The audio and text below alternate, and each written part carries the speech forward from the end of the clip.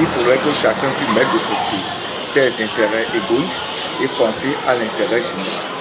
C'est vrai, il est humainement inadmissible que des acteurs de la vie politique se trouvent écartés pendant une période donnée. Mais c'est aussi vrai qu'à des moments, il faut accepter ce qui se passe. Parce que la vie, c'est toute une histoire. Et cette histoire pourrait permettre à chacun de réaliser ce qu'il peut devenir. Mais quand on se retrouve dans des cycles de violence, c'est à éviter. Non pas seulement du côté de l'opposition, mais aussi du côté du gouvernement, pour que nous, ensemble, les deux partis puissent venir de calmer de la paix. La violence ne nous arrange pas. C'est du jamais vu.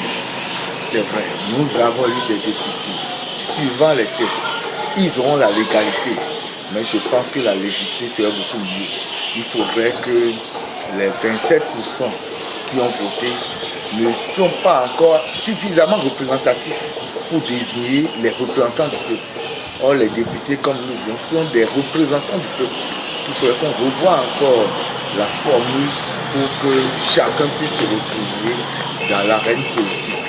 Mais lorsque nous nous accrochons au test seulement, ce n'est pas bon, parce que ça met en péril la paix que nous avons. La paix doit être entretenue tout le temps. La paix, ce ne sont pas des notions, des comportements.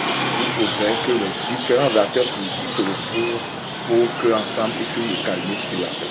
De mémoire de citoyen béninois que je suis, depuis la conférence nationale jusqu'à aujourd'hui, nous n'avons jamais connu un taux aussi bas d'expression. Et quand je prends les données démocratiques, on dit c'est la majorité qui fait la loi. Si nous sommes à 27% et on légitime, je ne sais ce que les citoyens peuvent en penser.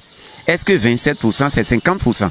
Est-ce que c'est 51%? Là, citoyens, nous devons nous interpeller et interpeller aussi la conscience de ceux à qui la nation a remis la destinée de certaines institutions. Quand ça se passe ainsi, on doit avoir froid au cœur. Nous avons eu par les ondes qu'il y a eu des difficultés à des endroits donnés.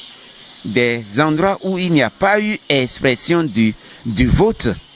Comment est-on venu? Comment la Cour est-elle venue à trouver les 83 députés pour ce pays? Ce pays qu'on dit de paix, avec ce qui se passe là vraiment, que ce soit le premier magistrat de notre pays, avec l'expression de 27% que la Cour constitutionnelle a donné, que les données soient revues afin que le Bénin puisse vivre en paix. La 23e circonscription dans laquelle j'ai actionné, je crois qu'à ce niveau, j'ai un sentiment de satisfaction, parce que ce n'était pas évident, équitablement les sièges, les 4 sièges, avec les gros grains. Je crois que nous devons saluer la bravoure des jeunes républicains. Des jeunes qui, au départ, n'étaient pas à vendre cher face à ceux qui se qualifiaient de bulldozers.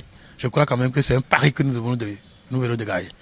C'est un pari qui va lancer l'appareil pour conquérir les 4 communes lors des élections à venir. Le peuple béninois doit savoir que si nous faisons la politique de la chaise vide, cela n'arrange personne parce que d'autres iront désigner à notre place nos représentants. Quelles que soient les positions, le vote étant un devoir civique, je dois participer au vote et exprimer quand même mon choix.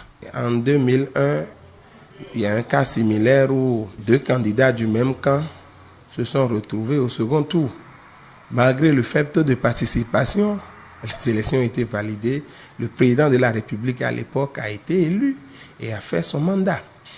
Maintenant, après ces élections, ce n'est pas aussi le temps de commencer par faire des émeutes. Les 2 partis ayant participé aux élections et quand même ont montré de quoi ils sont capables. La longueur qu'a connue UP et mon parti sur le bloc républicain en termes du nombre de députés me rassure de ce que les fondamentaux et aussi le travail acharné payent toujours. Il est vrai qu'il reste des choses à parfaire. Nous sommes partis normalement pour au moins 60 sièges. Nous sommes à 47 aujourd'hui.